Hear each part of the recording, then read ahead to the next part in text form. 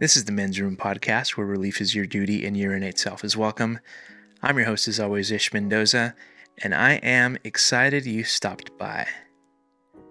On today's episode, we are sitting down with Untap's Chief Product Officer, Kyle Roderick, and our conversation leads us in every which direction in the best of ways. We talk about things like comedy movies and leadership and imposter syndrome and technology, podcasting, and of course, we talk beer.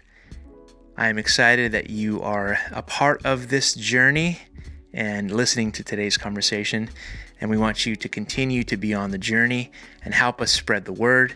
So as always, please share, like, subscribe, do your part to spread the word, and we are excited to dig into the conversation today. So without further ado, let's get into it.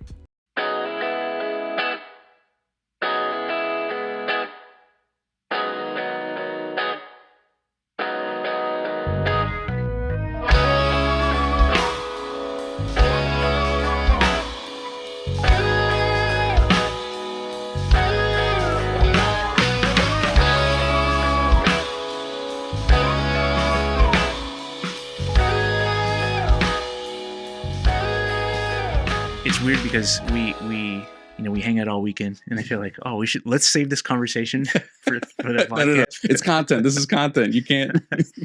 No, but the reality of it is that, so especially like now that podcasts are, everybody has a podcast. Yeah. They're a dime a dozen. I feel like it takes away from when people have good conversations. The thought behind it is like, we should start a podcast, or Right. we should do that. Why aren't we monetizing our friendship yet? Yeah, exactly. What phase are we at? Have we talked about monetizing this? I don't want it to get too far before we start thinking about the residuals between like how we might be taking the words that we're saying and getting Right. a little bit from every little bit. And the tough balance though is like, I feel like you level up, especially when, we've got cameras and, lighting and all this stuff. I feel like there's a split second where you try to be in presentation mode a little bit. And it's the same for everything. Like for work, it's funny because there's this idea that, and I think I've heard it like in other cultural settings as well, but there's what has historically been known as the white voice one uses. Mm-hmm. And and basically that's when, like, I remember my mom speaking to us a certain way, and then when she would get on the phone with somebody professional, she'd be like, right, yes, okay, yeah, I hear, Mm-hmm. and then simultaneously she'd be giving us like the, hey, you guys are so big in trouble. And she's like, yeah, I understand. And she's Right. like, and Just like proper enough and like too, not even nice. It's kind of like I'm acting the way that you expect me to act. Right, And like yeah. I am code switching so that I make you not feel awkward, and Right. I'm taking on that burden. Like that's such a horrifyingly consistent thing that people are doing to, I think to it's- try and feel that way. Yeah. I think it's human nature in a way too. We kind of put up a facade in the scenarios and or like situations we're in, so we can put our best foot forward. I'd speak differently to different people, Mm-hmm. Not even knowing it sometimes. I also had simultaneously, I used to have this friend growing up.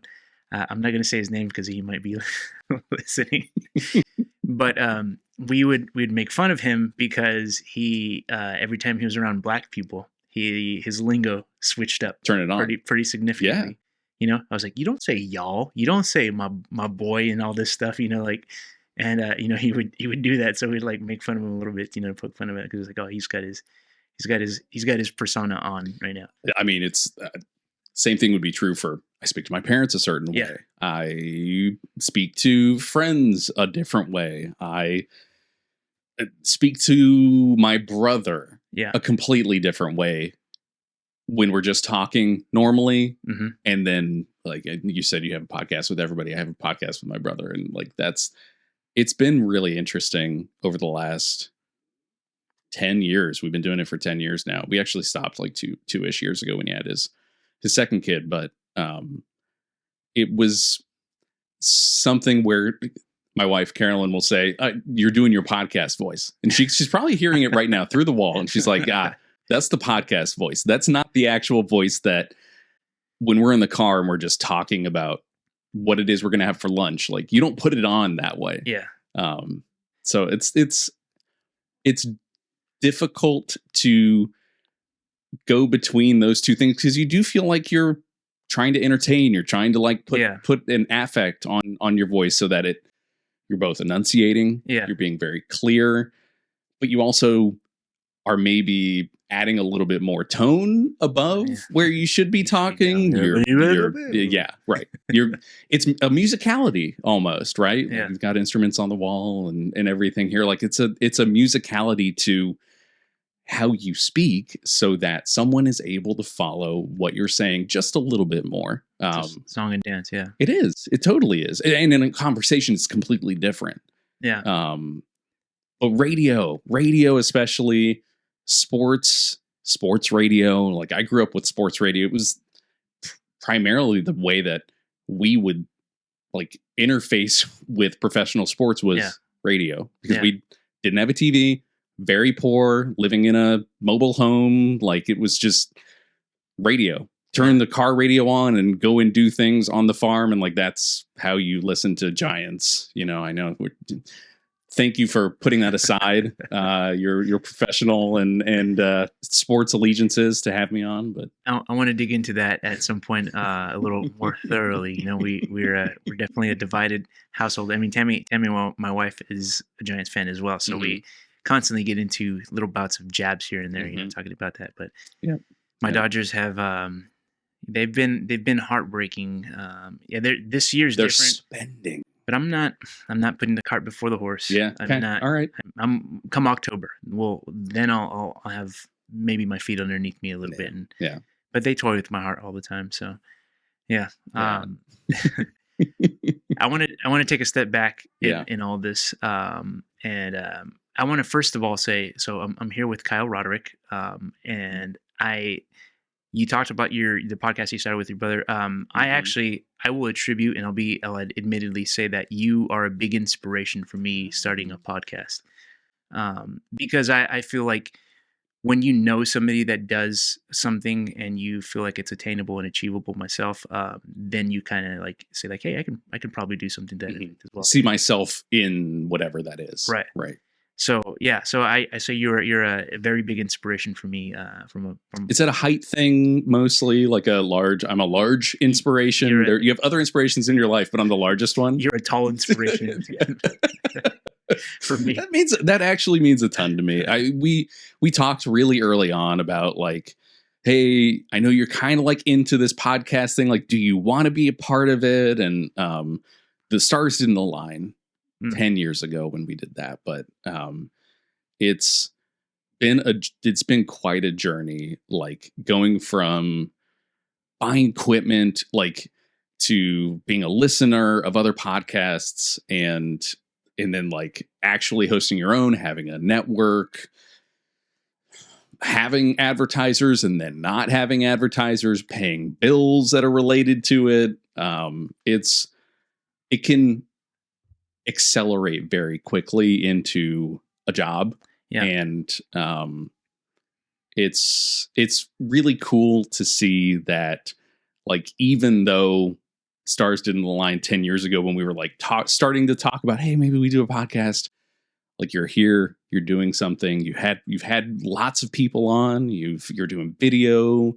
The medium has changed a ton in that time. We've gone through a global pandemic where everyone had a podcast and now no one has a podcast.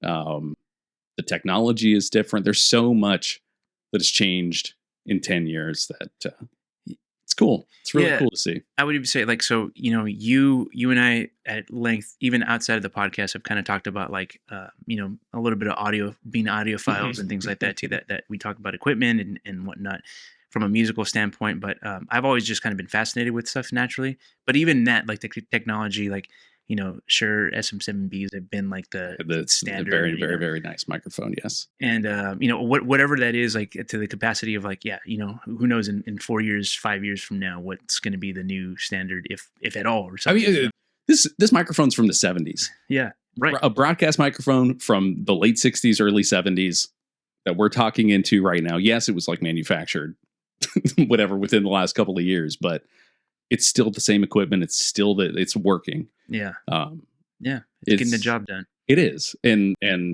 it's interesting to see like all the other technology around the periphery that changes like your ability to get your voice out there. Instagram, it seems to have been one that just has catapulted people into visibility. More so, I would argue, more so than Apple ever has with podcasting.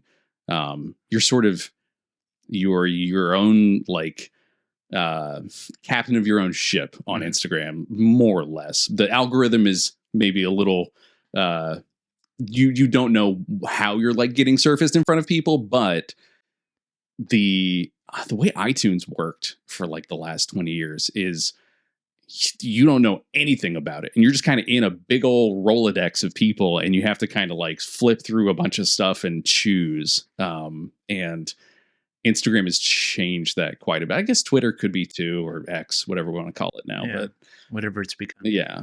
It's the kind of combination of audio and visual has made it so that folks can like find you instantaneously, just kind of on a whim, because maybe your interests like align with that.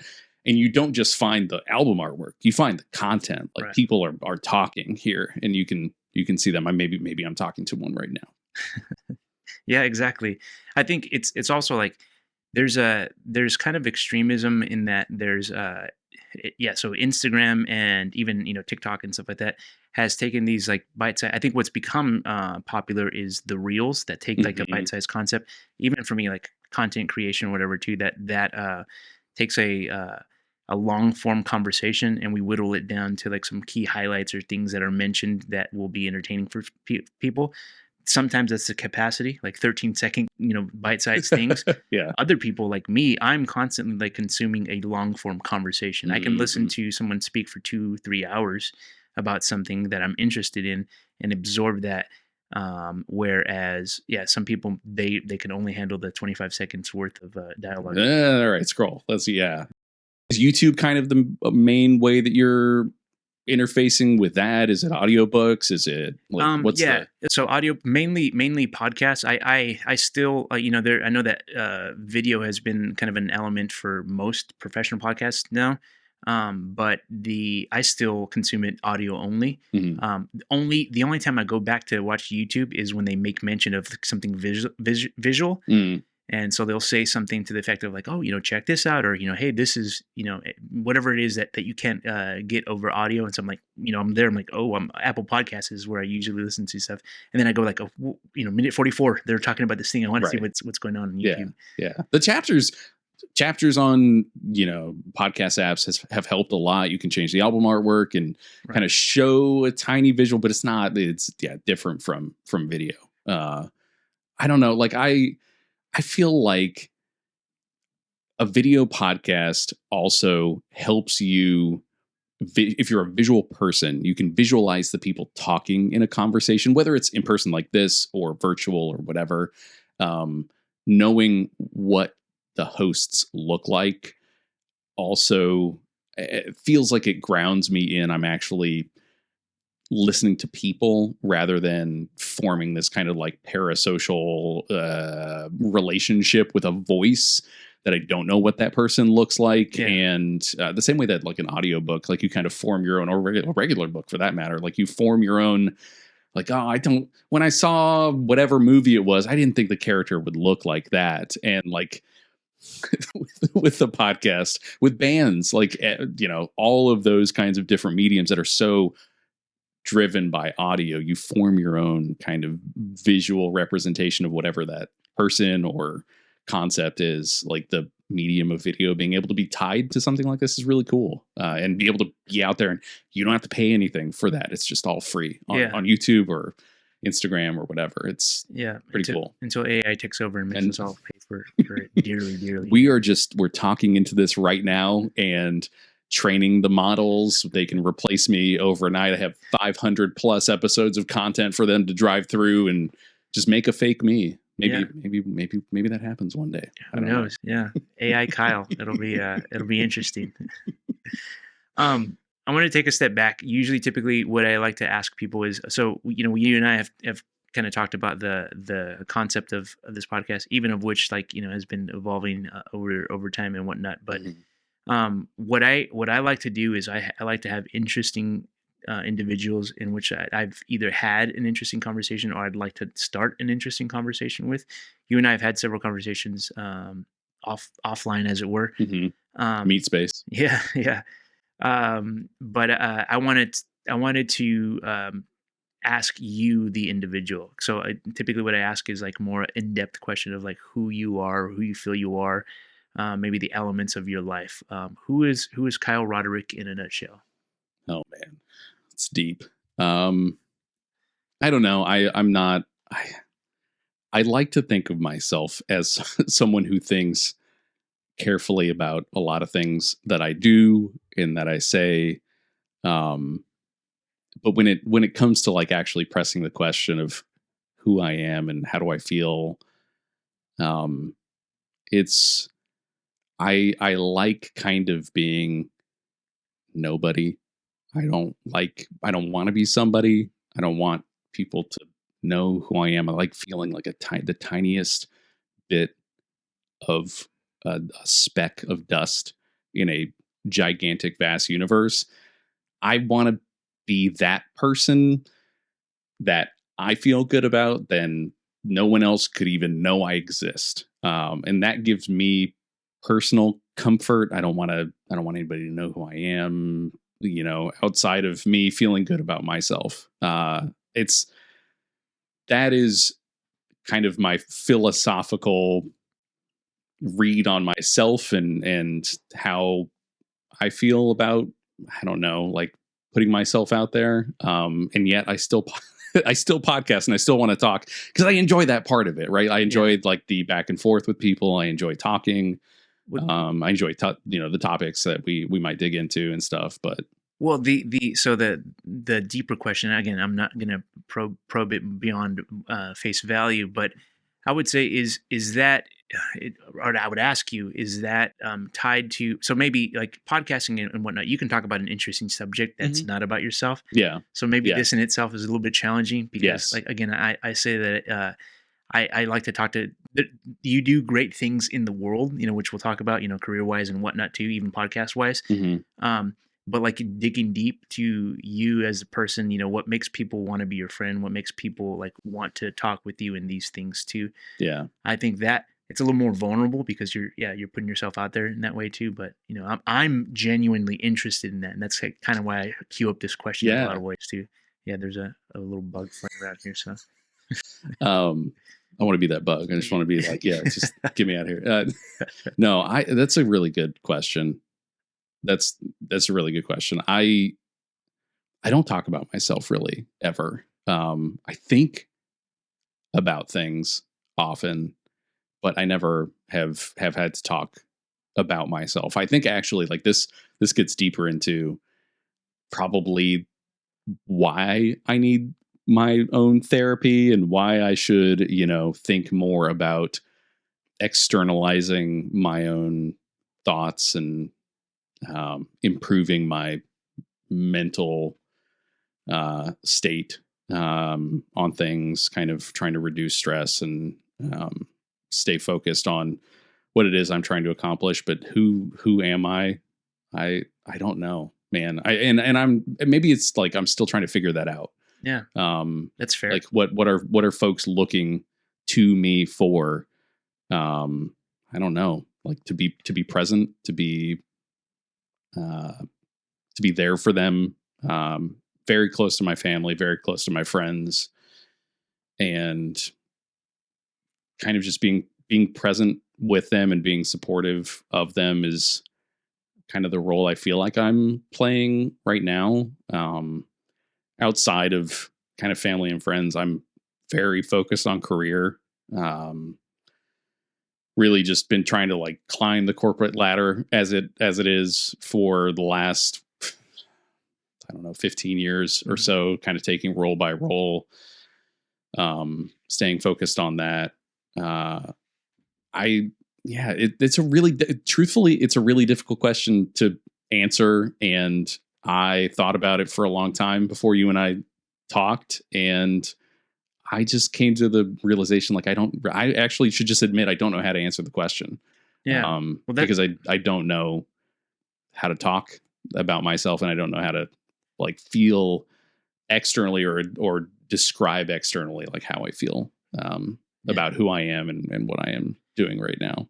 Well, that's a fair point, and I think that we maybe we don't think about it enough. I think, Mhm. especially when we are put, it almost goes back to the original thing that we were talking on in the hot mic about, is how we sort of kind of put a persona based on the audience of who we're speaking to at the time we're speaking to them, and I tend to be an individual that I'm a people pleaser in a lot of ways, and Mhm. so that can be that can also manifest in such a way that you're all things to all people, and it's not healthy because you lose a little bit of your identity in yourself. It's also kind of uncommon, I would say, the generation of things, especially with social media and whatnot. People are all about themselves in a lot of ways. Selfie is a thing that's in the dictionary now. That word, Yeah, yeah. and so when you pull back the layers of that, it's I think that's more interesting than someone that can give me a canned response right away. Maybe like talking about selfies. That's I don't take selfies. I don't like selfies. I mentally I will think about like internally how I'm feeling about a thing and try and work through whatever it might be, but I'm not going like I won't externalize my feelings about how I feel oftentimes, and I just kind of sit on them. You're encouraging your son to talk about how he feels, and like that's not normal. It wasn't how I grew up. How that wasn't how society expected me to act. And that has kind of just turned into cool. I'll like sit on it and I'll just put it behind this layer of protection. I probably do it for protection, more so than anything. I'm worried about the outcomes of describing how I feel about a thing for maybe not being canceled, but for making someone else feel awkward about how I feel about a thing or what my opinion is about, something. And not necessarily ready to like get that reaction from someone else and then have a conversation that goes further than whatever it was after I have done the thinking about it, being very vague about that. But it's just kind of a not willing not willing to like jump into the deep end of describing my feelings about a thing. Um, is kind of my status quo. It's Yeah. such a strange place to be and a strange place to have a realization like that, but it's pretty typical. And I would say at the same time, like there's probably parts of interfacing with society or the workforce at large that like that is championed. People want you to just shut your mouth Yeah. and stay focused, laser driven, like just straight into what was the thing I asked you to do? Yeah, go and do that thing and get it done. And that is put on a pedestal and championed and like I don't really care how you feel. It doesn't matter. Just you go and do the thing that I told you to do. And that's I'm a corporate shill is maybe the quick version of that. Well, I mean, so there are layers to that. I think that we don't talk enough about, especially with like, yeah, I agree with you. Overworking has been far too celebrated, I think, amongst a lot of people, and historically that was the thing. Like, the thing to brag about was how many hours you worked that week, or whatever it was. Rather than saying like, hey, like, yeah, you worked this amount of hours. How many relationships are you failing around you because you were in the office for 100 hours that week or Right. whatever? Skip a lunch. Great. Okay. And when did you get home to deal with the other things in your life or see your family or, yeah, right. Yeah. Yeah. Personal responsibilities. So I think, there probably are some layers that we maybe don't even realize at the time too. Like, the other element of that is kind of primarily what I've found in a lot of these conversations that we've been having in the podcast is the layer of manhood that maybe has some societal like weight to that, or even just like the weight and pressure we put on ourselves in a lot of ways.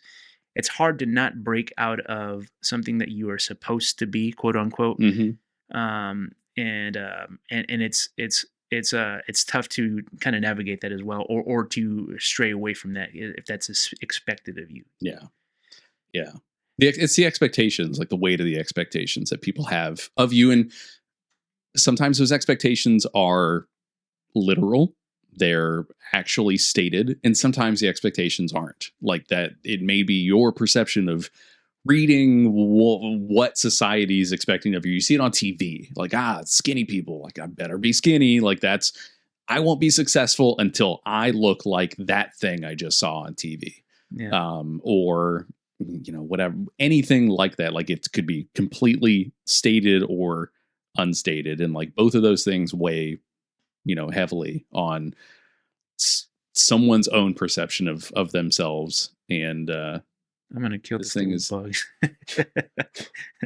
It just wants to. This is maybe some content that it's trying to provide for us. this is the whole reason video exists. This is what people came to see. Yeah. Us kind of flick a little bug around. I speaking of Instagram Reels, I did. There are little like lightning flashes of like, I get poop content, and I get like hustle culture content, and I get comedy, and it's like those three. For whatever reason, Instagram's pegged me as that guy. And one of the ones I got was someone saying like, work-life balance is BS. Like, you don't want balance between those things. You want work-life imbalance. You want a life to just be the single most important thing that you have. And guess what? Work is a job. Work is, unless you pour yourself into your own thing, and that's like the only way that you can make money. Work is a job. You treat it like a job. Work is not family. Your coworkers are not your family. You do not owe them anything other than what they pay you back, which is a paycheck. That's probably not what leaders should say or executives should say, but it is that perspective, I think, that has allowed me to stay pretty grounded as I've gone through my career and decided, what I want to do with my life. Like, that balance is BS. Like, it's not what I'm here for. I work so that I can live, not, I live to work. That is not what I'm doing. Yeah, I completely agree with that. I actually never even. It's very simple in concept, but yeah, I think it's exactly what we hope to do. Is like when we're out of the office, we should be out of the office and enjoying the life that we do to provide for the means to do so. One of the things that I think I said this the last time we saw each other too, is just like, I appreciate you. I've never seen you so immersed with your work that it takes away from the activities or events that we're doing at any given time, and that's a tough thing to do, especially, I want to dive into this a little bit more now, but you're an executive, and you lead others and things like that too. So to see that you're not completely immersed, and admittedly, a lot of leaders that I've been under, I see them constantly either on their phone or distracted with something else during the times I'm supposed to have a one-on-one or whatnot, and it's tough. Yeah. Yeah. Well, I mean, being distracted at work with work is one level of frustration, I think, that I would have with someone. And I can say, like, I'm not perfect either. I'm guilty of doing that sometimes if there are fires to put out and things to focus on. But Ishmael, you don't see me at home. Like, I will definitely be on my phone constantly, watching things, making sure things are going well. But when it is time to focus, like, keeping my attention on the thing I'm supposed to be focused on, people, family, my wife, those are the things that are important. And you don't see a whole lot of that balance happening, or at least you don't see a lot of that focus being put on what's important in front of that person at that time, because they feel like the weight of all their responsibilities is on them at every single moment, and that they, I don't know, owe it to the company to make sure that they're like always focused and always on. But there's also no shortage of like, I understand the expectation for me is, if I was called upon to do a thing, I got to go and do that thing. And my family understands as well. Like, okay, like we may have those moments as well. I like be in the moment with me while we're doing the things. But if you have to like pull the ripcord and then eject from whatever the situation is because there is a big deal, like all that responsibility is on me to figure out what's going on. When you're, a role player, individual contributor on a team, it's less important. But when the responsibility of success and the responsibility of an entire company or department is on you, there are other expectations that you kind of have to weigh, and it's a battle. Mm-hmm. Internal battle, external, like it's just kind of something you always have to weigh. Yeah. Let's talk a little bit about your work. Yeah. So I'll ask you this question, and I think maybe you probably have heard something similar. If maybe at some sort of similarity, or yeah, something that when someone asks you what you do, and they find out what you do, and for the type of company you work for, I'm going to ask you that question now. Oh gosh. All right. Is this your dream job? I've called it my dream job. I've called it my dream job to my boss, to my family. I think dreams change too. Yeah. And my dream job in the moment was to work with technology, to work with Bev Alc, which is a fancy way of saying beer. Yeah. And to work in a role that is about like making sure that customers are listened to, that you take into consideration like people's health and people's expectations of how the product will work. So I guess you're going to ask me the question, what do I do? Yeah. So I got asked this yesterday, and I said I make iPhone apps. Interesting way of saying what it is you do. Yeah. It also like this is probably a code switching moment for me. Like I'm trying to like tug at what can I tell this person about my job that has cultural touch point, something that kind of everyone can understand. And I feel like iPhone apps are now in the zeitgeist so much that you can just, I make one of the little squares that's on your screen. Okay, cool. Like which one do you make, or how do you make them, or how many do you make is usually the question that follows up. And then from that, it's kind of like Facebook for beer. That's a generational thing. Like Facebook is sort of the like, all right, are you somewhere in the later? It's still flying around. Yeah, I didn't know we would have a third guest on this episode. It's gonna get more airtime.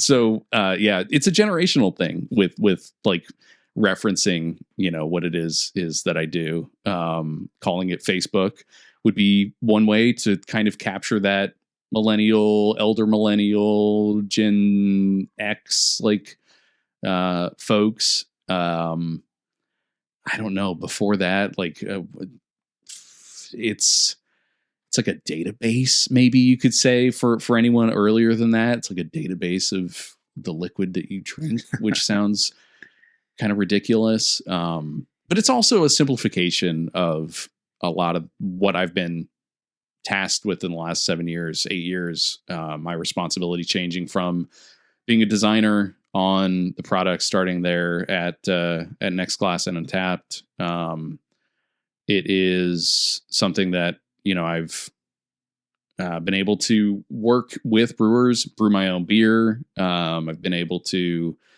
now start working with the software that powers the recipes in the brewing process, which has been very cool to be a part of. The menus and the print menus and the TV menus you see above bars. I've worked on those both directly and indirectly, managing a team that does the development for those things.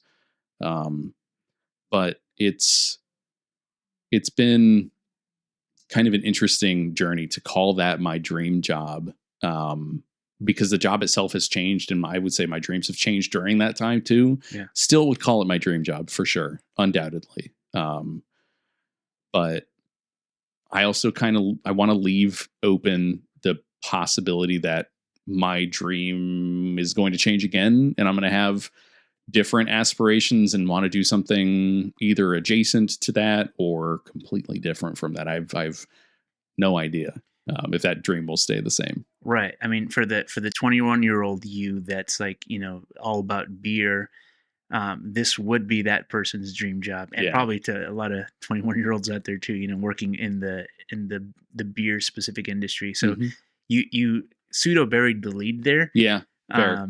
Fair. when you said that you make iPhone apps, it's and alcohol too is also, it's got a huge stigma still. I think the industry still has such a stigma that to say you work in alcohol is hard. Right.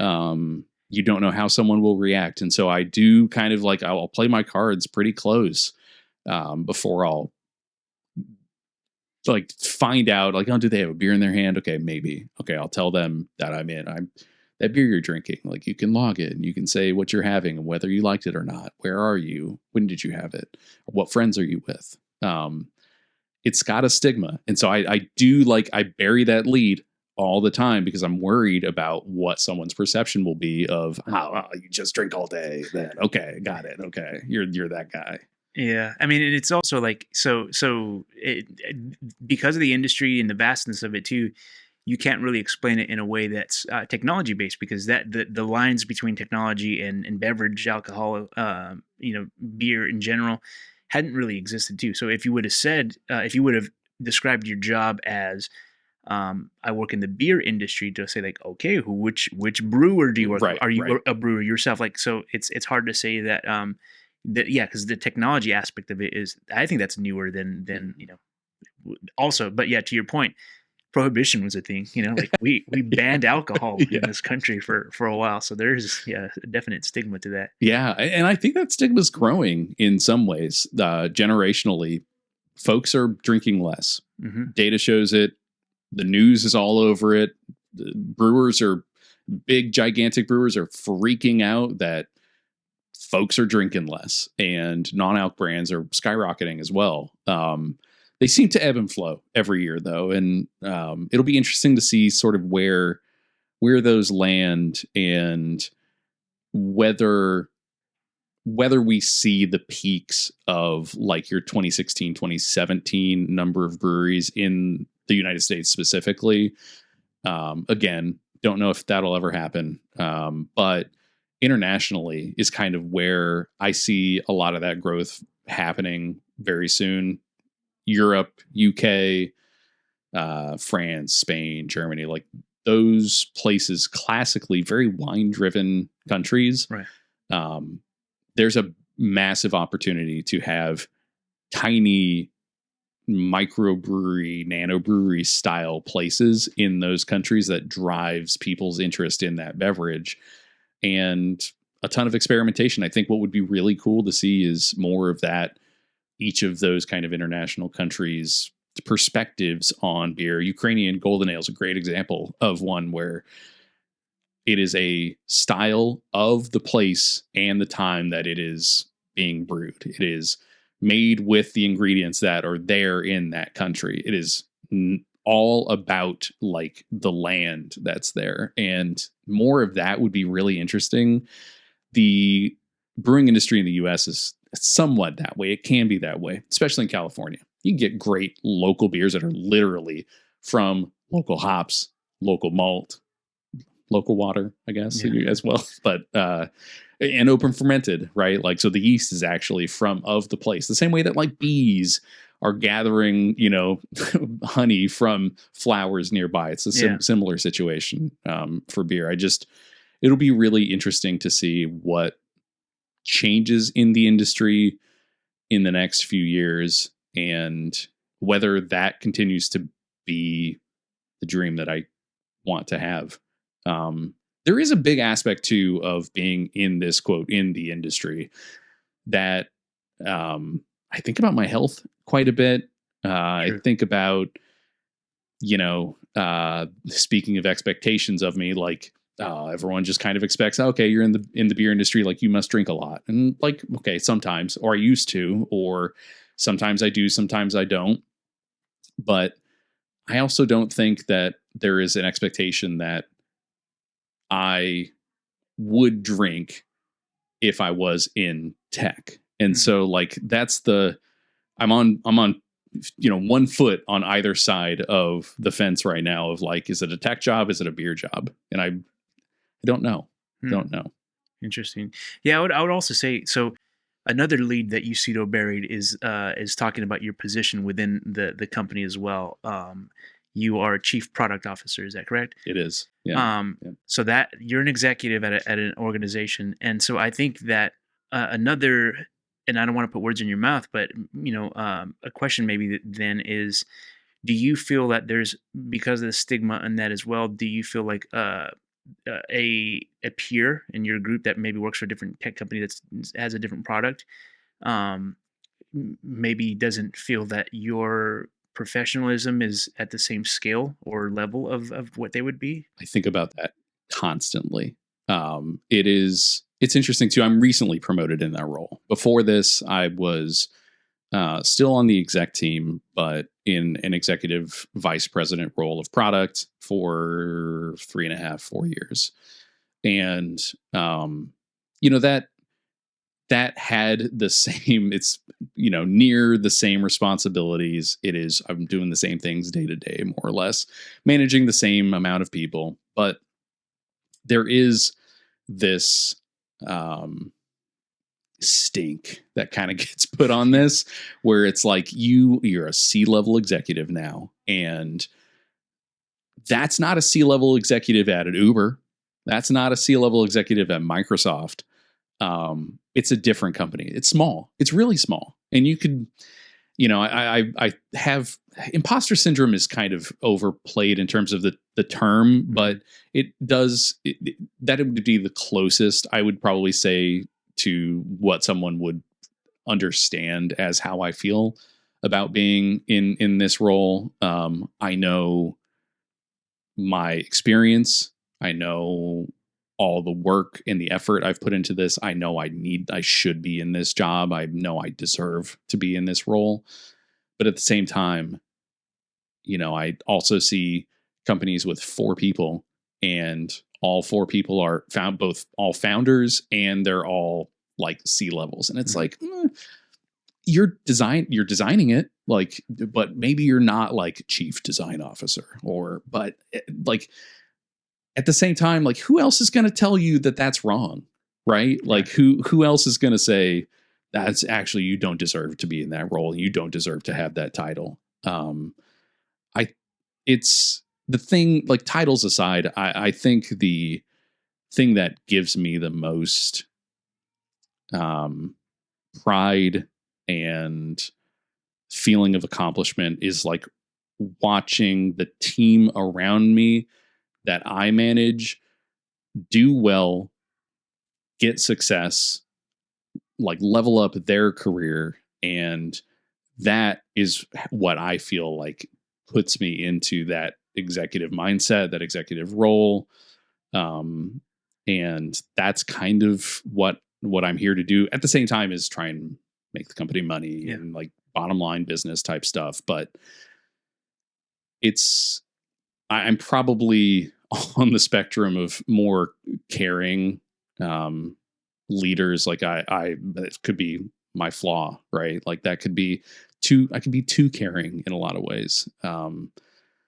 More so than peers in these kinds of roles. And I'm also just kind of sitting on saying those words, chief product officer, haven't left my lips very often in the last 3 or 4 months.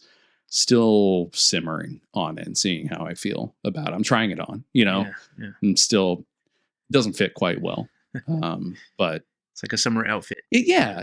It's maybe I need to lose a few and it'll feel a little better, but right now it's feeling okay. It's feeling all right. Kyle, you know what we're doing here? Is we're pulling back the layers of the identity of yourself a bit more and more with every thing that we're talking about.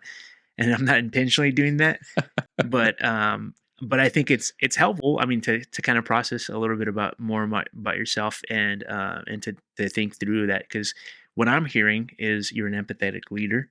I'm hearing that you are someone that maybe considers themselves a designer at heart versus an executive. All these things, and all these things are adding up to be able to say that maybe there's some characteristics or some things about yourself that you are you don't put at the forefront of your description or even at the mindset. But we all, the way we handle situations, the way we look at ourselves and maybe even see someone else that we try to be like, helps us kind of shape our identities as well. Yeah, I think that's right. I would say too, the interesting part about the logistics of talking to you about these kinds of topics is the last time that I have been interviewed by someone on a podcast, I was at the beginning of my career. And it was a good friend of the podcasting network that I was a part of for a really long time. And Good Stuff Network. Good Stuff .network. Don't go to the FM. That has been bought, unfortunately. They had me on for that podcast, and I prepped to the nines. I thought about what I wanted to say. I thought about the website that folks would go to go and check me out after the fact. I was a listener, a huge avid listener of that podcast at that time, and wanted nothing more than to be on and talk about the design industry and talk about technology. And after going through that, I did not enjoy it. I did not enjoy talking about myself. I did not enjoy the interview process. I actually despise interview podcasts. I can't stand them. Sorry, Kyle. It's someone. It is someone talking about themselves, and it's so hard for me to understand why that part is enjoyable for someone. And that just became kind of I don't want to do it. And that was 12 years ago or something incredible, at 2013. So 11 years ago. So interesting to kind of, I forced myself into this situation so that you and I could talk. I relish our friendship quite a bit. I really enjoy listening to you. I really enjoy, our conversations, and I knew I would enjoy this one. It's different. Yeah. It's for sure different, but I've set myself in all the other podcasts that I've been on since that moment in 2013 as I'm not bringing myself to this. I am going to talk about a topic. I will talk to someone else about a topic. But I don't want to talk about myself. Yeah. So that I think is kind of an interesting. I'm on two ends of kind of the field now. Yeah. Kind of moving into a different era maybe for me, and being a little more introspective and chatty. Yeah.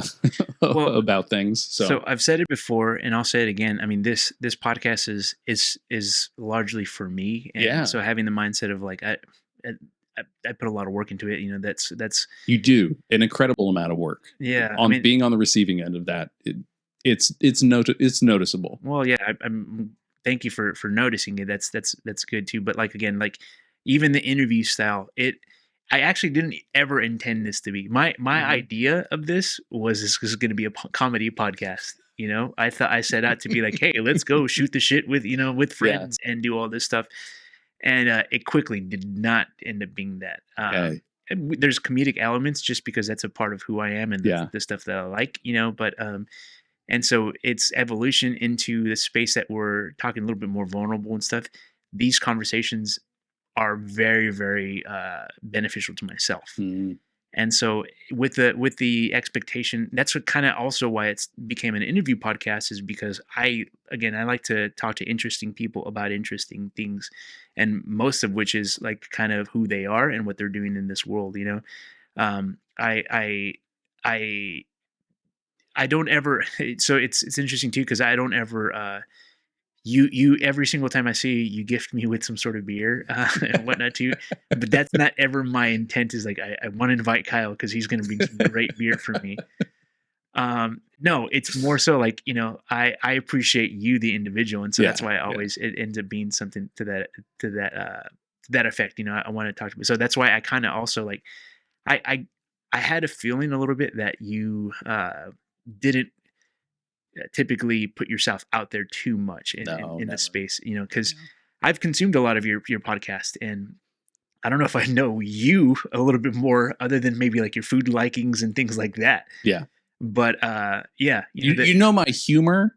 Yes. And how bathroom adjacent it can become. That's pretty much that's yeah, I mean, very quickly. But other topics, but it's stuff that we've kind of talked about too. Like food and drink, and baseball and things like that we have an interest in, and even the topic of podcasts itself is interesting to me too. But yeah, you've never had an anecdote about an experience in your life or something to that would have given me more insight on who you are. So yeah. I don't know if I intended again to like challenge you in such a way that I love that. I love being challenged, and I love like I am glad that you care about that. Like someone has to. So yeah, in life, someone has to care about how folks are feeling about the maybe less surface level interests and likes. Like, you can't go through life speed dating your way through all the time, like just what people, distill yourself down to your top 3 hobbies, like is not necessarily the person. And I think those kinds of things, the more you get to know someone, the more they open up, the more they trust you with that information. You're doing hard work in digging at the right kinds of parts of things that make people uncomfortable in good ways. I think some vulnerability and some discussion can make for good conversation. Right. I almost said content, but content is like pejorative a little bit. I have a real problem with the word. Yeah. Sounds meh, just agreed. Yeah. But the conversation can be really valuable. Yeah, and I think that so it's not unlike again the conversations maybe around a pub or something that people would have that get to the root of stuff, and I think that kind of putting ourselves in a vulnerable state sometimes is it's tough. I don't do enough of it. Like I also have the luxury of kind of like hide behind that this is about you, not me, Kyle, and so I can maybe hide behind that stuff as well. I try to inject any any similarities or anything when relevant when it comes up too. But I also feel like I don't have natural interviewer chops anyway, so it's just kind of like again it boils down to the conversation. Do you, in terms of we're going to go meta now, in terms of the podcast and where you feel like it's going, like do you think that this conversational interview style is something you want to continue with? Are you what kinds of ideas have been floating around for you right now? Not to give too much away. But. Yeah, no, I think so. I mean, again, I think that so I even peek behind the curtain a little bit. I'm obsessive with like some preparation and stuff for that, because I'm always wondering. I've never at this point. I've never had, as a matter of fact, it's probably been edited down more than it has, like tried to add, some sort of filler to have content, as it were. But I will prep anybody that's coming on with some topical stuff that they can, if they can't think of anything else to say at the time, at least we can talk about. Let's talk about tipping culture. Should people get, so I add little things that maybe we can prompt a conversation around. But I think I enjoy this interview style. I think that's kind of, again, I didn't intend it to be led in that direction. I also, again, I think that for me personally to get more out of it, I think that's again, if I keep on doing the podcast with my own interest in topics, I don't see why it's going to be different version of what we're doing now. Speaking of, so we talked a little bit about local beers. We talked a little bit about you gifting me. I wanted to gift you with a local beer as well. Okay. Hey. So this, I'll grab it from my little mini fridge here. One of my local favorites. I'm sure you've had every single beer, so I can't impress you. This is not true. This is not true. I will look sometimes at how many beers someone has. Someone actually just, we call it check-in, but someone just checked in their 20,000th unique beer yesterday. Wow. I would never. I'm somewhere in the 4,300 range. So I don't know if you've had, I'm sure you've probably maybe had the brewer. This is a Tioga Sequoia black lager. It's called it's their black lager. It's called the Sierra Dark Sky. In Tioga Sequoia, they have everything themed around. They're not sponsoring the show, but maybe we can get some shout out. That's right. But Tioga Sequoia has a lot of like Sequoia and Yosemite themed things, and so like the Sierra Dark Sky, I'm sure is also largely surfaced around that too. So I'll keep the label visible here. But so I think it's one of the newer ones too. So I don't think you haven't had. No, definitely have not. But yeah, they don't distribute up where I am enough. Like it's pretty close. Like I'm only 2 hours away, but still they don't distribute enough. This one does have a UPC, so I would guess that this is one that ends up in their local distro, but I don't know. I definitely have not had it. I've had a black lager before, probably Ishmael, my favorite beer style. Really? Right now. Okay. Score. Roasted malt, lager yeast, so you end up with a kind of lighter body. Lager is cold fermented too, so you end up with way more delicate flavors. Stays cold the whole time, so you don't get kind of these more like an IPA is an ale, so it's kind of abrasive in some ways. Lagers are lighter and a little more airy, easier drinking, usually lower ABV on the 5.0 Alc scale here. Hops are Cascade, very classic West Coast hop. Very good. Keeper of the stars. Yeah. So I didn't intend it for, I just, again, like I saw it's a newer one of their beers, and so that's I wanted to share with you. Thank you. You always hook me up with some really good beers too. So I'm opening this right now. Absolutely. I'm opening it right it's now. It's 5:00 somewhere. It is actually 5:00, probably UTC. I work enough with people in Europe to have those memorized. Unfortunately, it's Eastern European time zone. It is. There's the GMT, East Coast. I don't know, man. Working remote. That is a whole other can of worms that I don't think I was necessarily prepared to do for my entire career. I'm ready to be back in an office with people. Interesting. Socializing, talking, having conversations in person. I know you just did your last podcast remotely. It sounded great, but something is different about that engagement. Disagreements or the way that you read someone's face. Like there are physiological differences between being in person and not being in person that I don't know. Maybe I'm the broken one, but No, I completely agree with you. As a matter of fact, you know this that I recently moved to back an in-person job from a fully remote job. On paper, and it's still like it. Admittedly, it's very difficult because having a flexible schedule, being able to like be readily available for the kids, and that's a challenge in itself too. But like there is tremendous value, I think, in being able to even collaborate with someone in person to think through things. I had on Friday, I had a 2 hour meeting with a colleague, another manager in a different department, and we were just working on a report together, basically. Sorry for the background noise. Somebody's going crazy there. But yeah, like working collaboratively. Whereas we probably could have done the same thing, but we're sitting next to each other, displaying something on a screen and working on a report together.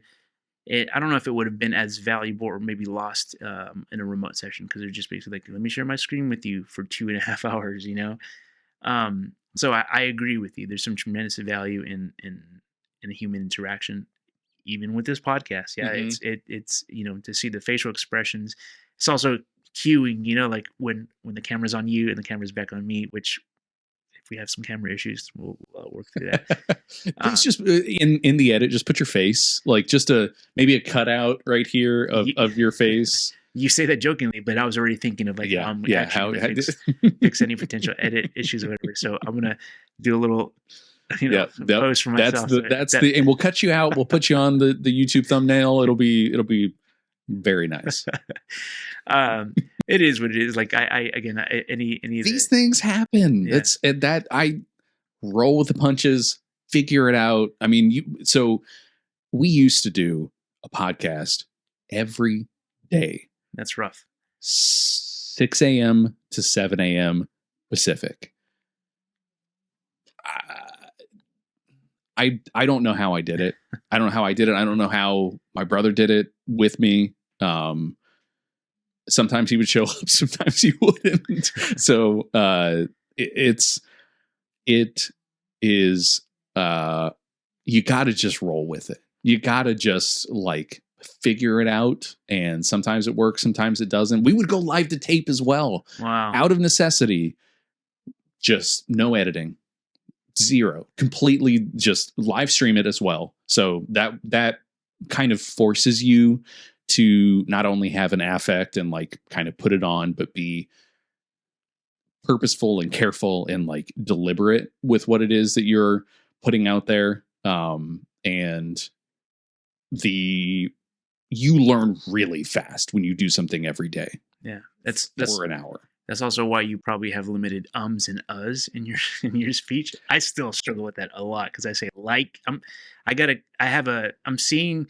I never noticed this, but I'm seeing a California accent come out. Okay. In the way I speak, Okay. But what is that? Tell me what your perception of a California accent is. So I don't say dude very much, okay, but I think that's a California thing. Okay. A lot is they say dude, but I say like a lot. And I don't realize how much I say it until I am going back and editing. And I'm like, man, I should. But if I edited everything I said, it's going to take a lot of like, you're going to hear a lot of dead spaces of what I do. I think about this all the time. I'm glad you brought it up because I think about it please do. I think about it all the time. I was a horrible public speaker. I was completely introverted, a very bad public speaker, never wanted to present in front of anyone. Anytime I needed to present, I like just the stomach grumbles and the sweat and like the mom's spaghetti. Like it was bad. I was super bad at it. And out of like exposure therapy for myself, I was like, I love listening to podcasts every day. I want to do one every day. And that forced me to learn how to, I would listen back to the podcast as well. If you don't like the sound of your own voice, it's not for you. It's not for you, dude. Get out of it now. But at the same time, listening to yourself back in the edit and realizing wow, I said that a lot. Or listening back to the podcast proper because we didn't edit, I would realize, wow, I have these like weird filler words that I'll say, and I keep going back to them. I'll say, or I say like, and I say all these other, filler things, and they're comfort. They're like, they feel good to say, but they also take away from my ability to communicate effectively about what the thing is, and for someone mentally to follow, because they'll just start to anchor then to like my filler words instead of the things I'm saying in between them. Yeah. I found, at least that was how I felt about things. And so I would force myself to pause the same way that I'm just doing right now and pausing. And now I'm in an opposite situation where I think when I'm on video or in this moment, or I'm giving a presentation for work, I hear myself pause, and it lasts 17 years. The pause is so pregnant already. It's the baby is bursting. Like, and I worry that someone thinks that I stopped, or that my brain like, nope, Kyle's gone. He fried. Mitch McConnell. Yeah. Like, yes. Clap. Now I'm like on the other side of that situation. And so I don't know, maybe it's just, it's anxiety. It is. I mean, and that, even beyond the filler words that I say, I cringe at some of the stuff that I say often, and I don't even know why. So I've said more than once, and I don't know why. And it's just like, it's the way my brain goes, but I say, it's exactly that. And I was like, what is exactly that? And I'm not trying to, I don't elaborate enough when it's, but right. I've said that like in conversations when someone brings a point, I'm like, yeah, it's exactly that. I'm like, what is exactly that? Like, it doesn't make sense to me, but like I tend to say things that and that's why like I feel more cringy. That's really hard. That's you will be your worst critic. Right. No one else is going to feel like, wow, you know what? Actually, I really love when you say that thing, and it I don't know, I'm used to you saying it that way, or whatever. People feel that way, but you will be your worst critic for sure. Yeah. And as long as you feel okay about what it is you're saying, and as long as you feel okay about the conversation you're having, don't worry too much about it. I am going to burp so bad right now. You know what? So speaking of burps, I know you're I think it's a Twitter handle. Yeah. It's Hop burps now. That's correct. But yeah. Correct me if I'm wrong. Was it dog burps? It was dog burps for a little bit. Yeah. What does that mean, Kyle? So there's a scene in Christmas Vacation where, one of my favorites, by the way. It's such a good movie. Such a good movie. But the grandma comes over, she boxed up her damn cat like that. Yeah. And, wait, what's the blessing? So they're under the table, or the dog is under the table, and, the uncle, I can't remember his name, the actor's name, but he's feeding the dog. Randy Quaid. Yes, Randy Quaid. He's feeding the dog underneath the table, the like turkey bones and stuff. Mm-hmm. And the dog makes this sound, this like guttural, most like black metal sounding, like, and just the whole table shakes. And so that's not truly like where it comes from. So that burp, that sound that the dog makes, is the sound that my burps make. And so I would just do that anytime I would have food or beer or anything carbonated. Yeah, they're horrifying. They're bad. They are like some demon is down still in here and is causing this sound to happen. And then I just started having more beer, and so it like molded into this, you know what, I kind of want to have like this beer related persona. And so the flavor that's coming back now from these is hops, and so it just kind of changed over time a little bit. I know that I can hear the sound. I might even throw it in and see if I can find the clip. It's so good. It's so good.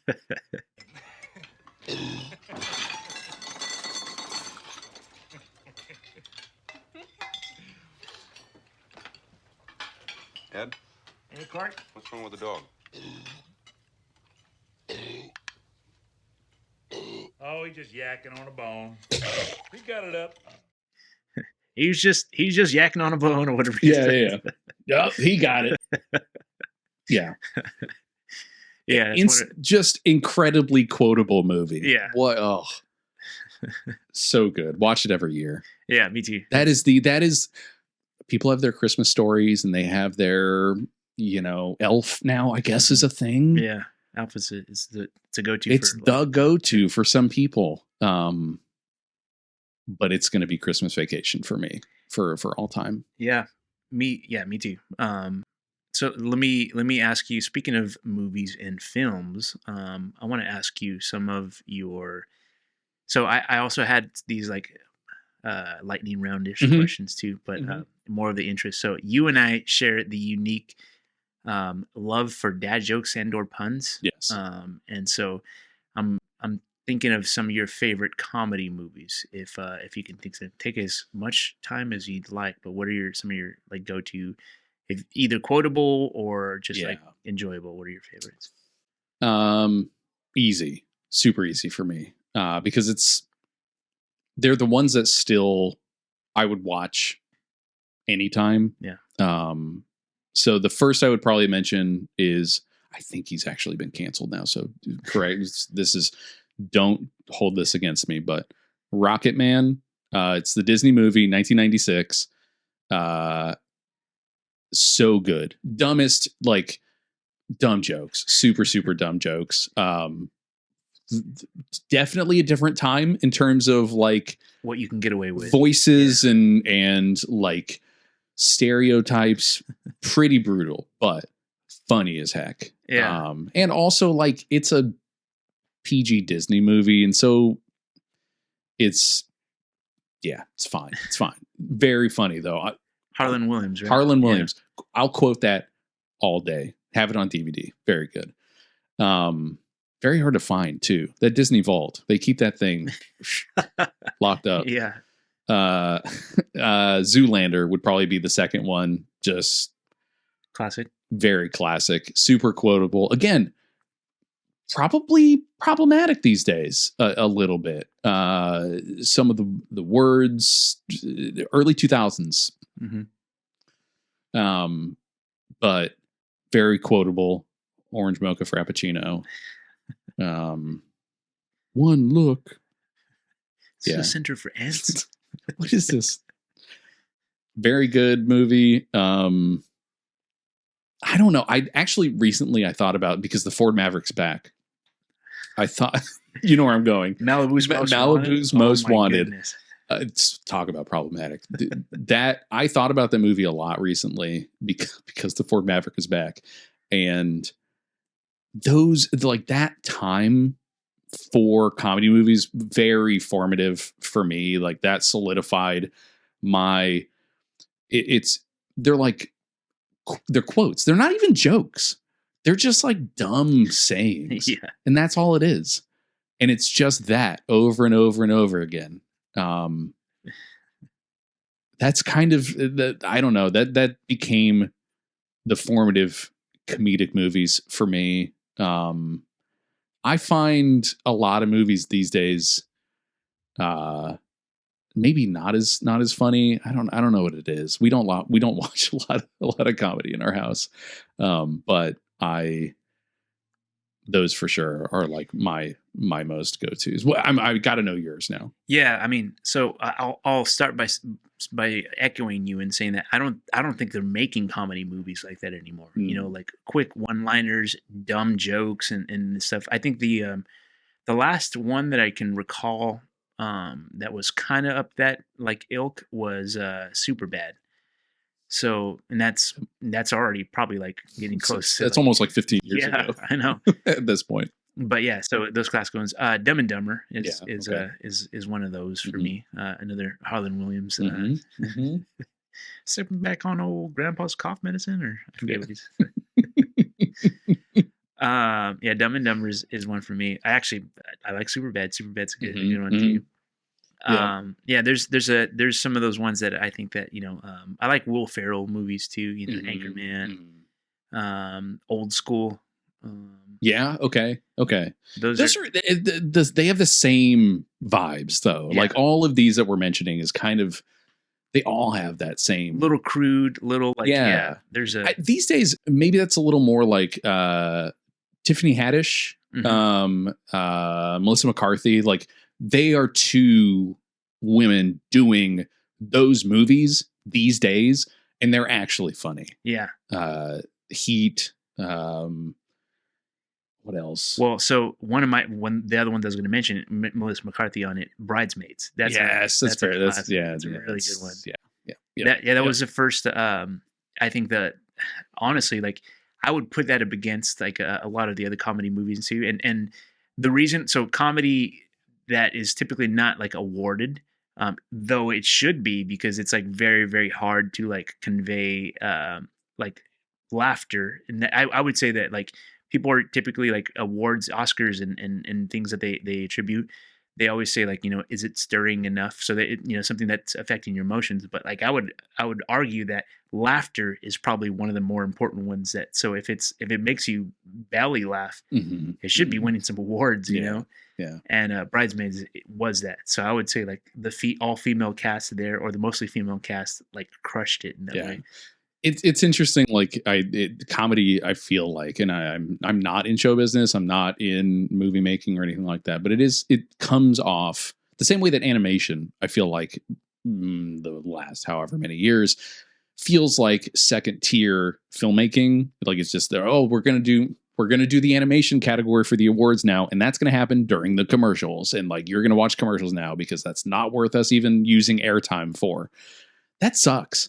Like that diminishes people's accomplishments. That diminishes people who are doing hard work on that. The writers, like the fact that the emotion is different, but maybe just as difficult to eke out of a person. Laughter versus crying versus, whatever sentiment that it is they're trying to convey with the movie. It's tough. Yeah. And I understand like, emotion, sadness or whatever is difficult as well, but I don't know. Yeah. Comedies are the things that stick with me. I'm not going to sit here and like quote Private Ryan, like Saving Private Ryan, right? Like, it's just not going to be what I do. Or comedies used for relief in those situations. Yeah, exactly. And so it's like, you know what? Instead of like going for a higher tier emotion, you went for the laugh, which is like down here. Yeah. And so you do that for the whole movie, and that's where your movie deserves to be. It's just down here, kind of in the you're just hitting the dude in the nuts over and over and over again, and like that's what your movie feels like. All right, well, yeah, so I'll take. I'm going to take a turn for the therapeutic again and say that like I even in my own like in my own life situations, I use comedy to defuse a lot of potential like situations where there's conflict or whatnot. I will inject, maybe inappropriately, a joke when I'm just trying to like lighten a room up or something that affects you. So I think maybe that's why comedy has sentiment with me as well, because I use it in my daily life. It's a little defensive type mechanism. I find myself being exactly that person constantly, not just personally. So like at home, try and make things like laugh because conversation might be getting heated. At work, I'm like the chucklehead who like drops into a meeting and like makes the funny joke, and it's like that sucks. I don't necessarily like, I have to stop myself so many times from just talking, just being the one making the jokes happen. Like that's not a great place to be. But I do notice when it happens. So I guess if there's any win to take out of that, you being introspective enough about it to realize that that's a thing you do, and me figuring out that like, I just did that too. That's maybe I'm gonna hold on to that one. Let's just put that one back. Well, it gives me hope you as an executive that tends to do. Yeah, I'm the same. I'm the same exact way. I will, and even like being in a leadership position too. I'm like, is this just inappropriate? Not because it's an inappropriate joke, but it's inappropriate timing, or maybe they're not looking for me to be the funny guy, And I'm like, yeah, I'm supposed to be leading you guys, But I also feel like on the opposite side of that, it's tremendously valued. Actually, I would even argue that it's helped build trust in a lot of situations with people that are reporting to me too, So it's not all bad. No. Agreed. And I would say even then, like it's not even mostly bad. Like it can, a lot of what we're doing day to day is not life or death. I think that is what I come into a lot of our conversations at work or otherwise. Like the things we're about to talk about today might in the moment or with no other context seem like these are the most important decisions that we have to make in this 30-minute to 1 hour long meeting, but it's not that big a deal. Yeah. No one's gonna get hurt, maimed, or otherwise by a decision we make here. If we were in another field, like making rockets or machinery or cars, we would treat this a little bit different. We're putting code on a page and pushing that out. Like, let's not take ourselves so seriously so often, so that when we know that we're serious, that is when everyone can feel it. Like, you know what? Kyle came in, he like went lasers on me, and I could tell in that moment stuff was serious. It's kind of like, I don't know, like I kind of equate it to like disciplining a child. Like you don't want to raise your voice all the time, because then guess what? You got nowhere else to go. Yeah. Like that's just, you're going to scream all the time then from then on out. You got to like choose your moments to have that focus, the burst of energy, so that someone knows that you're serious about the thing that you're talking about. Yeah, I would probably judge my surgeon if I went under the operating room and he cracked a joke. What's up? Yeah, would you look at this guy? He looks like death. Like, yeah, maybe not the right approach at that point. No, yeah, I'm in agreement. I agree with you. I might appreciate that though, if I was the one with my abdomen completely open and he was that person, whoever that might be, was having to soothe me in that moment. Yeah, maybe I might be worried. Actually, man, story quickly on that. Yeah. I went to get my wisdom teeth out. Okay. And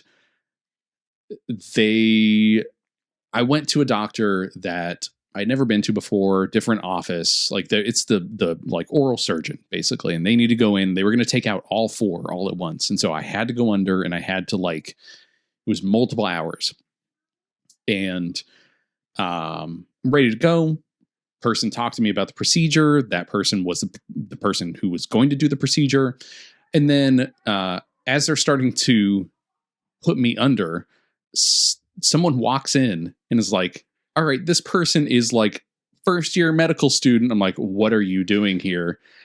And they're like, I'm going to be working on you. And I'm like halfway out of it already. I'm like, what are you talking about? You're going to be working on my mouth. And out, gone. Things are fine. They're gone. So something must have gone okay between me going out.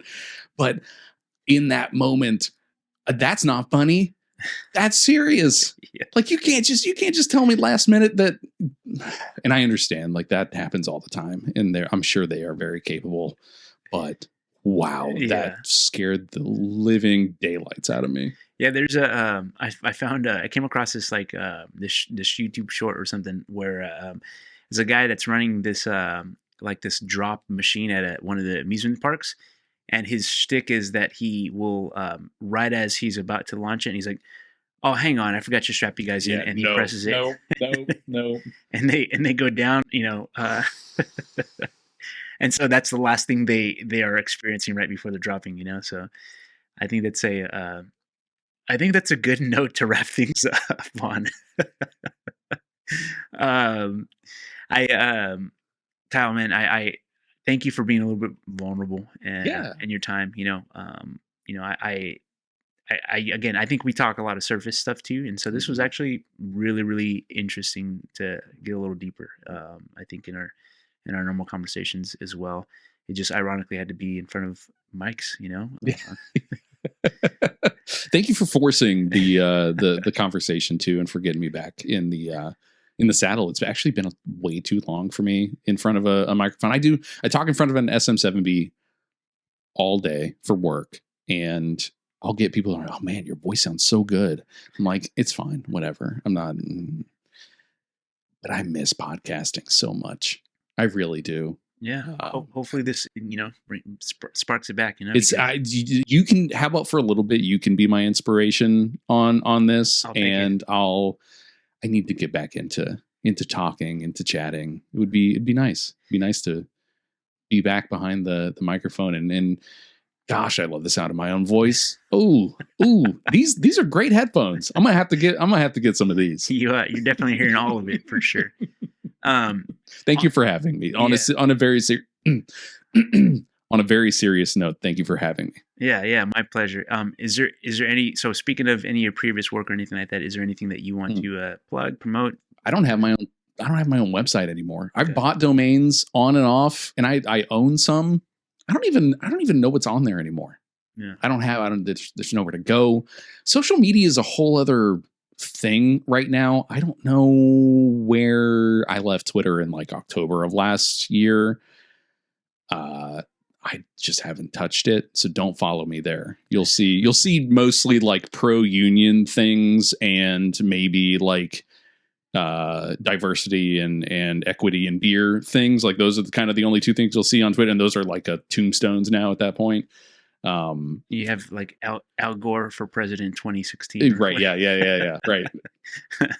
That's how old it is. Yeah, man, that's how it feels. No, like go frequent your local brewery. Go buy a pint. Like go be a part of your community, and thank service workers for their work. That's my ask. All right. That's a tremendous note and a positive one to leave off on. But thank you, sir. I appreciate you coming by, stopping by and chatting it up. Yeah. Thank you. Here. Yeah, nice. I'm gonna have to finish this one though. Yeah, let's do it.